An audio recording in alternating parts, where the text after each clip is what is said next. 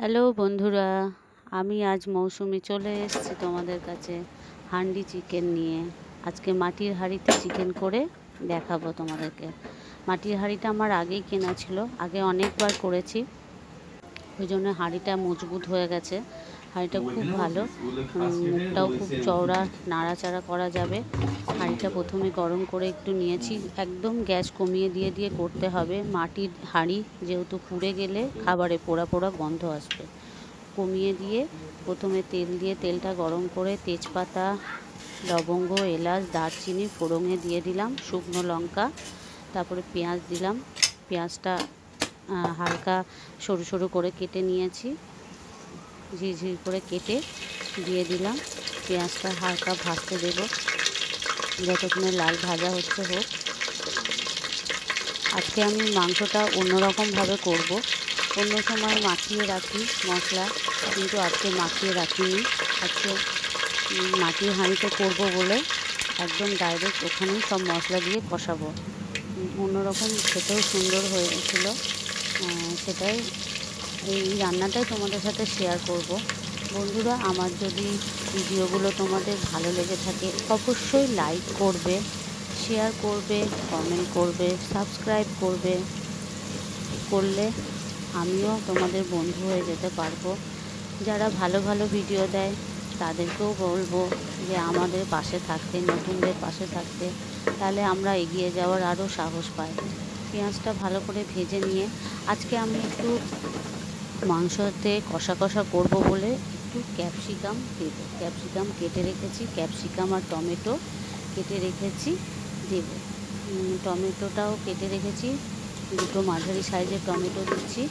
আমার 750 মতো চিকেন আছে আজকে। একটা গোটা বড় পেঁয়াজ কেটে নিয়েছি, আর দুটো টমেটো মাঝারি সাইজে কেটে নিয়েছি, আর একটা গোটা ক্যাপসিকামের হাফ কেটে নিয়েছি, দিয়ে দিলাম। এবার ভালো করে নাড়াচাড়া করব। হ্যাঁ, মাটির হাঁড়িতে করলে অবশ্যই বন্ধুরা কাঠের খুন্তিতে করবে। লোহার খুন্তিতে করলে একটা হাঁড়ির যে প্রলেপটা আছে, হাঁড়ি তো মাটির, তো ওটাতে খুন্তিতে স্টিলের খুন্তি দিয়ে করলে উঠে যাওয়ার চান্স থাকতে পারে। কাঠের খুন্তিতে করবে, সুন্দরভাবে হয়, কাঠের খুন্তি গরমও হয় না। আমি যখনই ভাজছি টমেটো, ক্যাপসিকাম আর পেঁয়াজটা ভাজছি তখনই একটু পেঁয়াজ আর যে রসুন বাটা আছে সেটা একটু দেবো, যাতে সুন্দর গন্ধটা বেরোয়। সেটা ভালো করে ভেজে নিয়ে, ভালো করে ভাজা হলে এবারে চিকেনগুলো দিয়ে দেবো। জল ঝরিয়ে রেখে দিয়েছি, ভালো করে ধুয়ে জল ঝরিয়ে রেখে একে একে মশলাগুলো দিয়ে ওখানেই কষাবো। আজকে আমি মশলা দিয়ে মাখিয়ে রাখিনি, অন্যদিন মাখিয়ে রাখি। আমি এই প্রসেসটা করে দেখলাম যে ভালো লাগে কিনা, তো ভালোই হয়েছে বন্ধু। তোমরা পারলে করে ট্রাই করে দেখো, ভালো লাগবে। আর মাটির হাঁড়ি আগেকার দিনে দিদা ঠাকমারা করতো, সত্যি সুন্দর। মাটির হাঁড়িতে আবার সেই প্রচলন ফিরে আসছে যে মাটির জিনিসে সব কিছু করা, মাটির কড়াই, মাটির হাঁড়ি, মাটির থালাতে খাওয়া, মাটির গ্লাসে জল খাওয়া, সেগুলো মাটির জাগ। গ্রীষ্মকালে যে মাটির কলসিতে আমরা ছোটোবেলায় জল খেতাম, সত্যিই জলে খুব সুন্দর একটা মাটি মাটি স্মেল আসতো, আর খেতেও ভালো, আর জলটা ভালো পরিষ্কারও হয়, ঠান্ডাও হয়। সবার ঘরে তো আগে ফ্রিজ ছিল না, তখন মাটির কলসিতে জল রেখে খেত। প্রত্যেকবার গ্রীষ্মকালে একটা করে মাটির কলসি কেনা হতো, যারা মাটির কলসিতে খেত। হ্যাঁ, আমি দইটা ভালো করে ফেটিয়ে নিয়ে দিয়ে দেবো। মশলাগুলো একে একে দিয়ে দিচ্ছি। জিরে গুঁড়ো, ধনে গুঁড়ো, লঙ্কা গুঁড়ো, লাল লঙ্কা গুঁড়ো, কাশ্মীরি লঙ্কা গুঁড়ো, আর লঙ্কা বাটা, আর একটু মিট মশলা দিলাম, একটু গরম মশলা এখন দিলাম। ভালো করে, আর গ্রীষ্মকাল পড়েছে, বেশি মশলাপাতি, চিকেন তো খেতেই হবে সানডে সানডে, কিন্তু বেশি মশলা দেওয়া যাবে না। কম কম মশলা দিয়ে খেলে শরীরও ভালো থাকবে, আর গরমে কোনো অসুবিধাও হবে না। সেই জন্য কম কম মশলা দিয়ে আমি একদম ঘরোয়াভাবে, সিম্পলভাবে করব। তোমরা জানো আমি একদম সিম্পলভাবে রান্না করি। তোমরা যারা আমার ভিডিও দেখেছো তারা অবশ্যই জানো যে আমি একদম সিম্পলভাবে রান্না করি। সব মশলাগুলো দিয়ে এবার ভালো করে কষিয়ে নেব।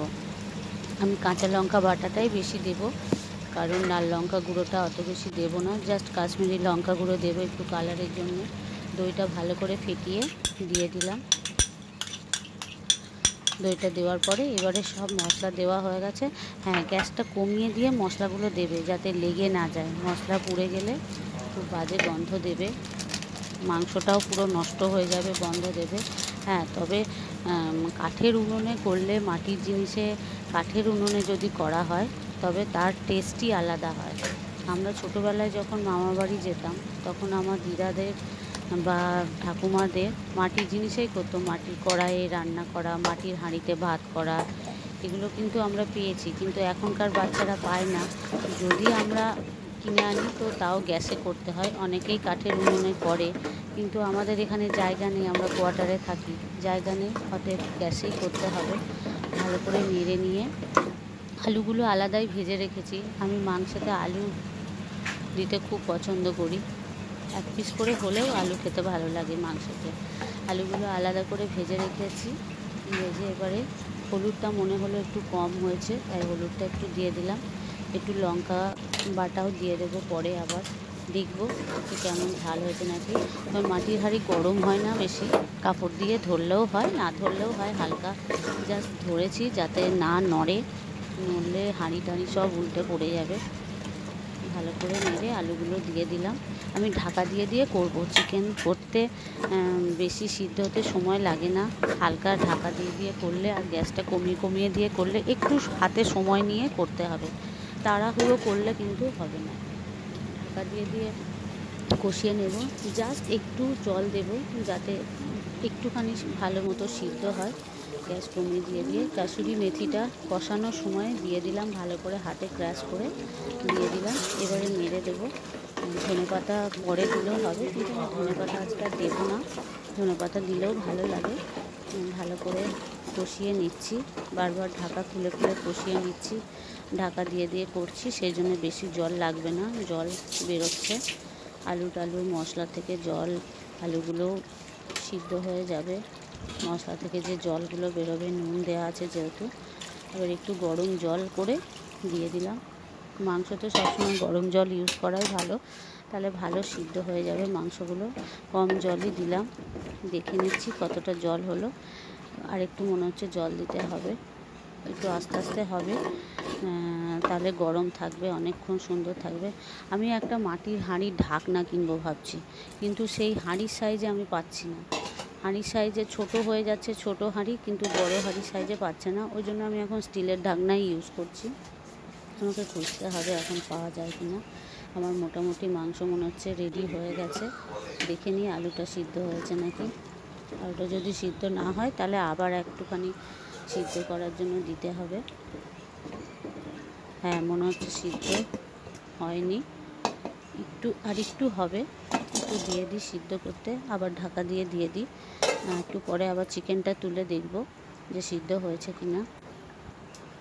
একটু লঙ্কা বাটা দেবো বলেছিলাম, পরে খেয়ে দেখলাম একটু ঝাল কম হয়েছে, একটু লঙ্কা বাটা দিয়ে দিলাম।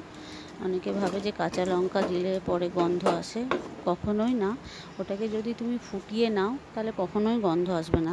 আর একটা কাজ করতে পারো, তুমি যদি বাটিতে একটু গরম জল নিয়ে লঙ্কা বাটাটা দাও, দিয়ে একটুখানি চামচে করে ঘেটে নিয়ে দিয়ে দাও, তাহলে আর গন্ধ আসবে না।